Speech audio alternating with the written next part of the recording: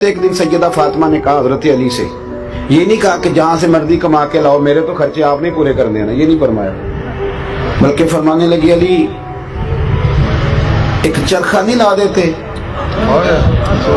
امام حسن کہتے ہمارے ہاں نا جی لوگ باقی سارے کاموں کے لیے تندرست ہوتے ہیں، نماز کے وقت تھک جاتے ہیں، بڑے تھکے ہوتے ہیں، اور خواتین تو کہتے ہیں کام ہی بڑا ہے۔ امام حسن فرماتے ہیں میری والدہ سارا دن کام کرتی تھی، لیکن جب رات دنیا سو جاتی تو مصطفیٰ کریم کی شہزادی مصلی بچھا لیتی، کوئی تھکاوٹ جیسے کبھی آئی نہیں۔ دیکھو گھر کیسے بنتا ہے، حضور نے اہل بیت کو کیسے ترتیب دیا۔ ایک دن حضرت فاطمہ عرض کرنے لگی مولا علی سے، فرماتی ہیں علی ایک چرخہ لا دو، تھوڑا کاٹ لوں گی، سوت بنا لیا کروں گی، آپ کا تھوڑا ہاتھ بٹاؤں گی۔ حضرت علی کہنے لگے تجھے وقت کب ملتا ہے، کبا میں نکال لوں گی۔ شیر خدا فرماتے ہیں 7 دن سیدہ نے چرخہ چلایا۔